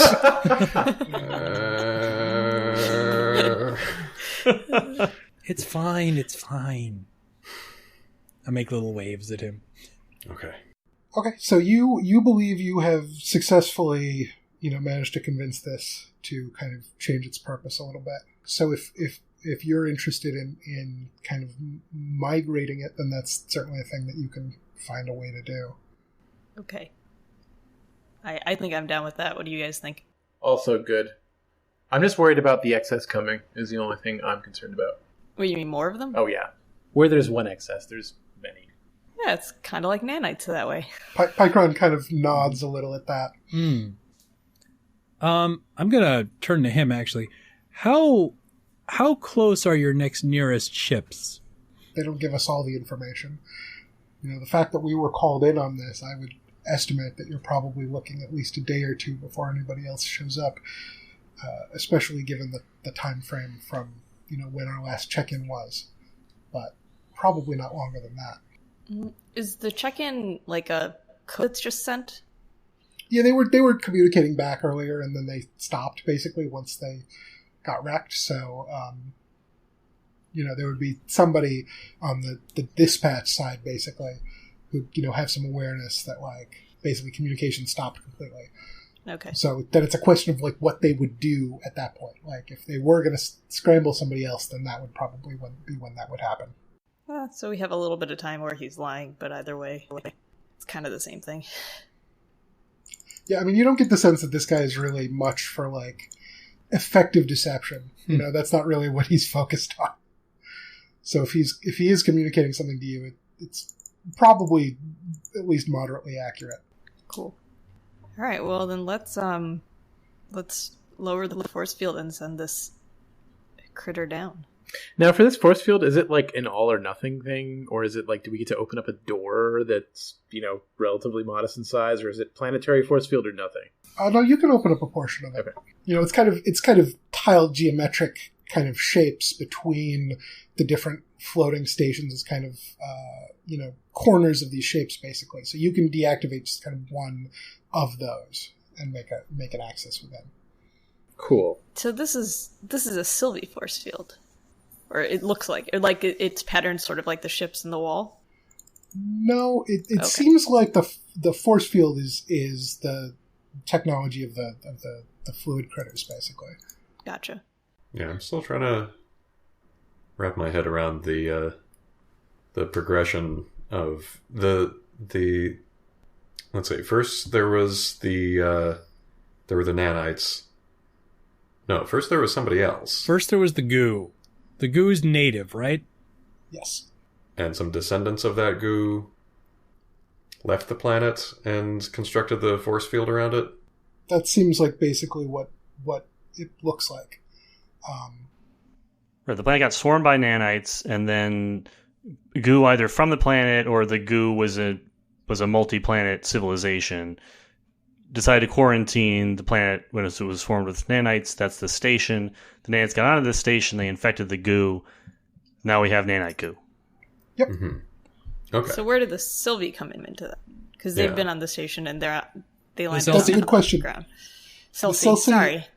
The Sylvie sections on the station were clearly put in place well before any of this happened. So presumably, if they had some presence on the station before the mutant nanites showed up. Oh. So beyond that, it's difficult to say.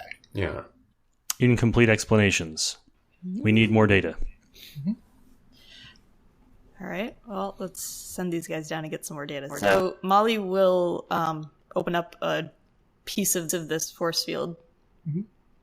And I don't know how this thing travels, if it can just jettison itself or if it needs a ship.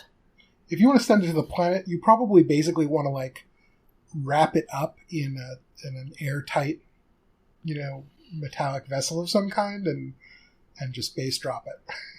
Okay. Do we have access to something like that? Yeah, I mean, we have metal. Yeah. Specifically, you have the jar, which is pretty much wrecked at this point. So anything on that is just, usable for scrap, basically. Good. They probably have missiles. Yeah, actually, you could get something like a missile or something. Okay, so she'll rig a missile so it's just sort of, it travels and falls but doesn't explode. Okay. And send them off on that. Okay. So are you going to try to communicate long distance then? MoteNet, basically, here? Sidra? That sounds good. Okay. So, you can launch something down. Where are you guys going back to your ship, or are you hanging out in the space station, or? I mean, if we're going to go down to the planet, we probably want to get on the ship, right? When you guys go to the ship, what are you doing with Pycron? Yeah, that was my question. Do we want this guy on our... Yeah, we don't have a brig, right? We have the snake. The snake is where all of our weaponry is controlled, so let's not put him there. Can't we, put him in the wall or something? Why don't we put him in the food jungle?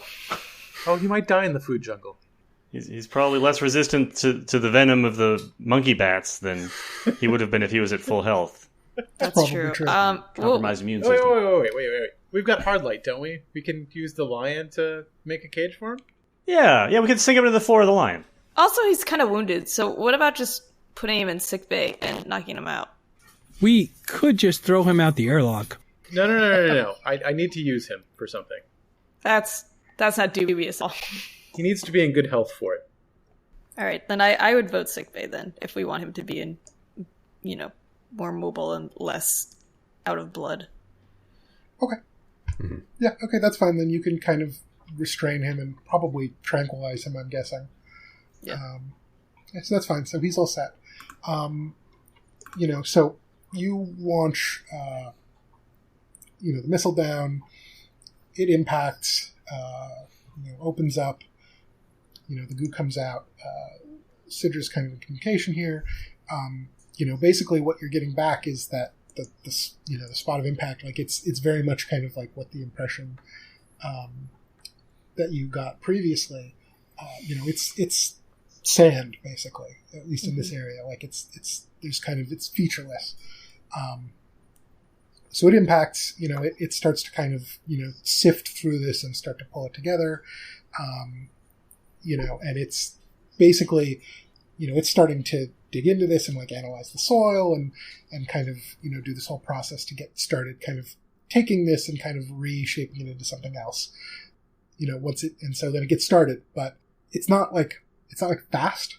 Do you know what I mean? It's kind of basically you've just created a spot now that's kind of advancing, and it's basically kind of taking the sand and kind of fusing it together and reworking it a little bit behind it to leave kind of something more like soil or something less than just completely atomized material behind it. And what it can report is that, at least in terms of the loose cloud nanite swarm, that seems to be completely gone. So, there's no previously it would have literally been little nanoscopic robots basically kind of covering the surface, moving around constantly, with all this, and that's gone. There's no swarm. There's no dead nanites, so it doesn't seem like they just all dropped off at some point. But it's there's no risk of kind of getting gray gooed basically if you land. Oh, that's good. And the atmosphere seems like it's still probably breathable. So okay. Was the chunk that we took down big enough for the chimera to go through? Yeah, you could get through. Right. Yeah, I think there's probably 40 or 50 of these segments over the planet, so they're pretty big if you take down just one even. Gotcha. What do you think about heading down? Do you have remote control over these stations or any of them? I'm just worried about excess backdooring us. Mm-hmm. Can we at least close the door behind us? You can definitely do that. Why don't I'd like to close the door behind us, and before we go, I want to set it up so that that's it's code locked basically to open it again. So anyway, we can stay in contacts with the chimera, with the snake eyes that will alert us if anything else comes through on this node. You mean if something else will come through using the new bone? That's right, yeah. Yeah. Probably your best bet. So given that Molly has pretty thorough access to the systems on the station, you could probably set something up to at least be kind of a proximity alarm to warn you if another ship basically comes within even distant, orbit of the planet. Hey, out of curiosity, in her sort of using the technology on the station, can she figure out, or was it ever clear what the counting was from or towards? Right, it was counting up. It was just a number that kept rising, right? Right. Yeah, it was pretty much just a number that kept rising. Like it was, there was a counter somewhere that seems like it was probably supposed to be periodically reset, basically. That it was kind of something that typically you should see a number between a certain range, and whoever was doing that and whatever process was supposed to do that failed, and so it just kind of spun out to infinity. Just kept going. Yeah. Okay. Days without a species-ending catastrophe. Yeah, basically. Okay. Bottles of Romulan ale on the wall. So if you guys are going down, do you want to?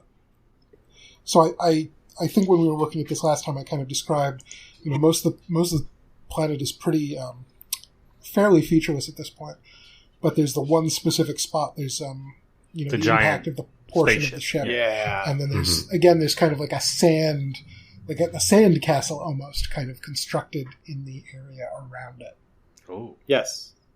Like there's kind of a structure built out of the sand that's here that's kind of vaguely geometric. Doesn't match the patterns of the ship at all, but is kind of looks like a settlement that's kind of spread out from around where the ship piece impacted. Yeah, I vote there. Yes. Okay. You have my axe. And your mech. So if we're consulting about that, there's a moment where Theron sort of turns towards his right shoulder, away from the group, and mutters something in his language, not in. Are we all speaking to each other in English? Do we ever establish how we're communicating? Anyways, definitely not in the common language of the group, in the Elorite tongue. Says something, sort of makes a head motion that may or may not indicate thoughtfulness or decision making, and then turns back and says, by all means, we should explore this wreckage. Okay. So we're going to head down to the planet. The Chimera starts to come down. And so we cut to a perspective from, ground level. We see, the dunes stretching out, with the kind of rainbow colors that we talked about. So just, dunes of blue and purple and black and red sand, all just kind of like stretching out as far as the eye can see. And far up in the sky, like a little light, the first signal that this vessel is coming down from above. It can be seen kind of like within the kind of tracery of little lights that make up the force shield, like the little dots that, the stations can be seen up in the sky. And so we kind of pan down and back around to the city structure that I talked about. And, at this level, it can be seen that it's really like a full, like, city. It has these, all these tall kind of towers and buildings and everything. And there are spaces with doors and windows, and there are different paths that cut through, and, all the kind of things that you'd expect to see in like, a real settlement.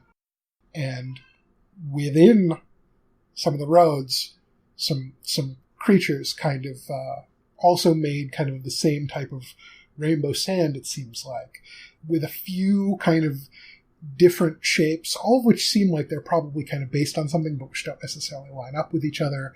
One that seems like it has kind of like a four-limbed body with like, a long neck coming out of it.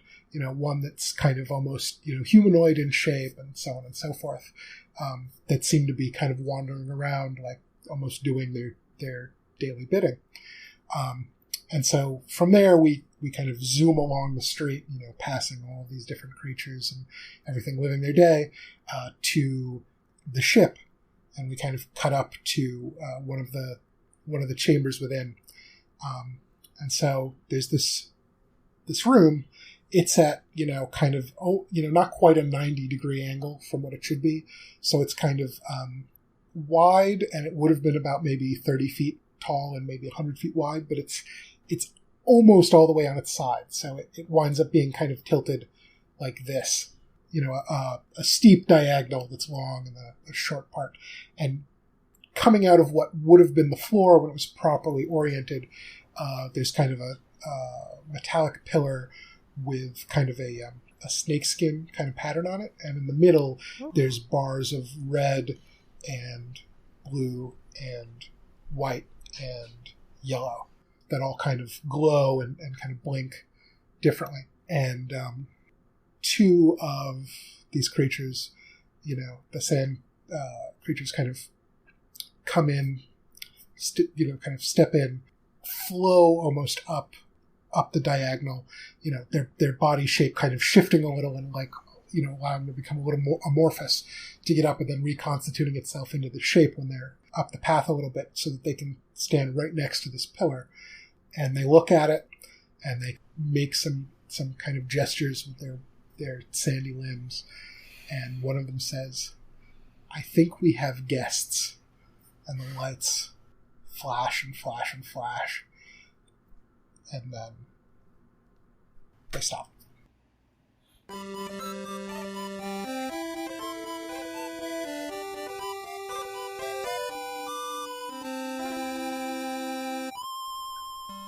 Well, that's it this week for The Chimera. You can reach us online at thechimera.space, on Twitter or Facebook at ChimeraPod, or by emailing itsthechimera@gmail.com. Please rate us and review us on iTunes and Stitcher. New episodes appear periodically. Bi-weekly. Bi-weekly? Probably. Or is bi-weekly twice a week? That would be semi-weekly. bi-weekly is Bi-weekly. Every 2 weeks. Numbers, everybody. Thanks for listening. Yay! Yay!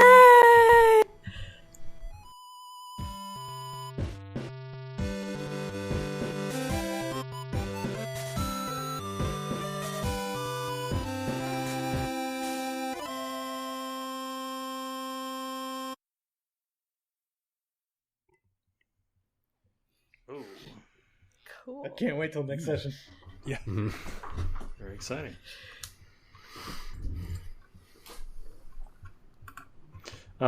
Speaking of next session, question: when does our XP scheme reset? So I think that's a good question. I'm trying to decide if it makes more sense to, because originally I kind of had the stuff that you guys have done so far on the planet as kind of one story arc conceptually. Mm-hmm. But it might make more sense to cut it here. I'm not really sure, honestly. Yeah, let me think about that. Well, we've kind of in-game had a little bit of downtime as we're assembling the little missile and waiting for it to take effect and report back. Yeah, that's true. Before you come down and everything. So yeah, I think we can probably cut it there then, and we'll start up kind of another arc for what happens when you guys land on the planet next time. Okay, yeah, I'm mostly asking because our scheme now requires us to establish benchmarks periodically, right? Yep. And I've been paying attention to my benchmarks, and I just want to know, should we be getting ready to establish a new set or not? Yeah, probably. Mm-hmm. I didn't fulfill the benchmark I set for myself. Do we have a list? But Do we want to go over those real quick? You didn't? I thought you did with the goo last time. Let's go down the list then. I think you Okay. had those recorded, Casey. Is that right? Yeah, I think they're in episode 4. If you go to that channel, Yeah, let me take a look. and I think they're also in 3. Yeah. Okay. So we'll go down from the top. Okay, so first, group campaign call. Did the team learn or do something that advances our understanding of the Chimera or its crew? I mean, individual members of the Yeah. crew. I mean, this goes all the way back to episode 3, remember? Because we've been under this scheme that whole time. So that's a pretty big amount of content. We've revealed things to the audience about the Chimera, to be sure. I'm not sure Yeah, I mean, I think... we found out stuff like the star chart and things like that. I mean, that was new information for the characters, yeah, right? Yeah. I was going to say, like, we both learned something about the Chimera in terms of this mystery regarding the star chart, which is definitely information that the party didn't know before. And through play, we've revealed a lot about kind of the interpersonal dynamics of how the crew works. Mm-hmm. Certainly with the meat melons and everything. Like, we got a much better sense of, like, what's it like to live on the ship? How do these people get along? So I think we can mark that off as true. GM goal for the group to learn something interesting about how much you can trust each other. I mean, it's your goal, Josh. Is the intent trust in terms of, like, you know, how much we'll stand up for each other or betray each other, or is it a more global trust of, like, what we can rely on each other for or not rely on each other for? I think for this one, what I'm interested in is seeing a circumstance where both of those options are able to be considered and one of them is picked. So I'm happy with either one of them. I don't think we really got that here. I don't think that really came up much. So I mean, I'd kind of argue that in defusing the bombs, we kind of both were all able to do the thing, but also helped each other. Yeah. I think there's a lot of inter-reliance Oh, for there. sure. Yeah. Oh, you know, that's fair, actually. Yeah, I mean, specifically, we saw a frailty of one member of the crew, and then the team sort of rallied to help support the person in a difficult moment. Yeah. Right? So I think that. Yeah, okay. I think that counts. So we can do that. Arc group goal, learn how the crew relates to each other in regular life aboard the ship. We just established. I think that Meet Mela? that definitely happened. Mm-hmm. Okay. So, and now individual goals. So first, Sidra, show us something she's emotionally invested in. Not sure that anything along those lines really came up, unless anyone can think of anything. I mean, a little bit. She's really invested in her own self-preservation, which was demonstrated. But you know, when she asked Molly to help her in the first place, but I don't know if that's new information. Yeah, I might have to take a loss on that one. And to explore more about how Sidra got where she is now. So that's definitely a pass, because we actually started off with a series of scenes about investigating some of the backstory there based on the events from the first arc. Right. If you remember back in episode 3, you guys actually did a bunch of investigation while you were en route to the system about some of the background there and galactic collections and all that kind of stuff. So I'm going to say that's a yes. Yeah. Okay. Theron, have some kind of interaction with Emporos that is noticeable by at least one other member of the crew. That's happened a couple times. Yeah, so that little aside at the end there was intended to be that. I mean, I would not say I was totally happy with my I thought you've fulfillment done of that at code. least once more, though, where we noticed something weird going on with you and Emporos. Or that might have been off screen, I'm not sure. It happened in the bar, so it was before that goal was established. Oh, okay. I mean, there's also just been any times that I mean, like the fights that we got in when we were still in a group, right? Where the first time the goo attacked us, there was some physical manifestation of Emporos there. Yeah, the thing is that now with the knowledge of something to look out for, Molly has the ability to kind of like read more into that in a combat situation when it's actually coming up. And you guys did have a combat situation here where you were all in one area, so I think you can probably pass that. Okay. And then confronted with a tenet of Ileroy life that demonstrates he is no longer who he once was. Yeah, he totally did that Yeah. in the last episode. Right. That was specific. Yeah. Yeah.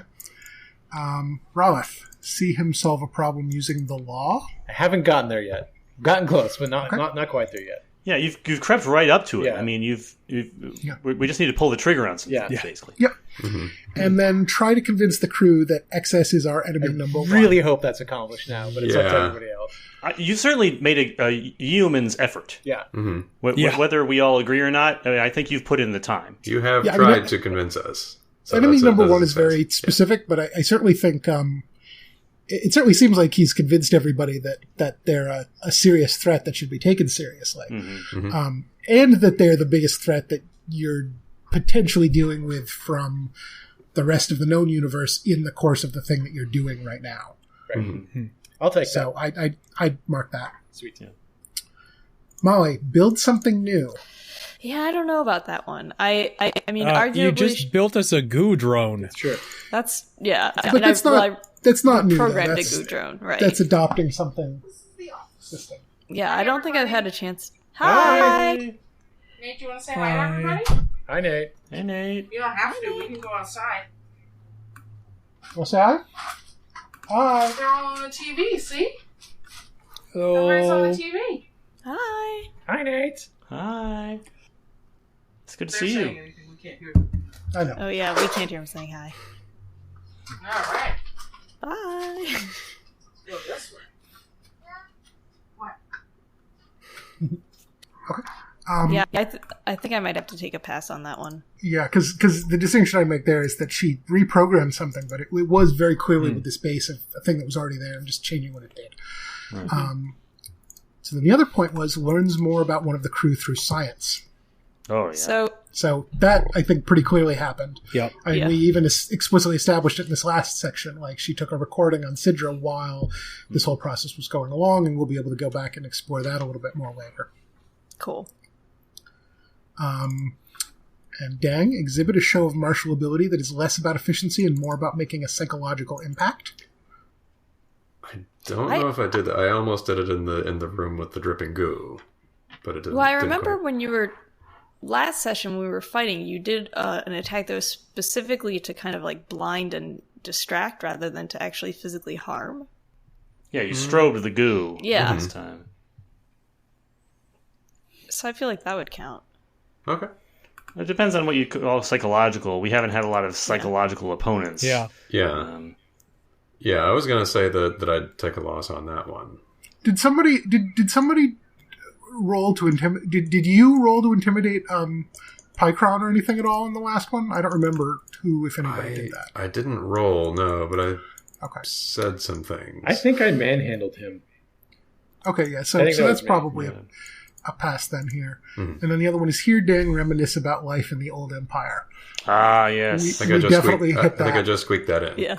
Yeah, we Yep. definitely hit that with the plasma faced story. Okay. Okay, so everybody mark that down. And when we start next time, we'll go through. If you want, we could carry through goals by default, at least, that we already had that didn't get hit.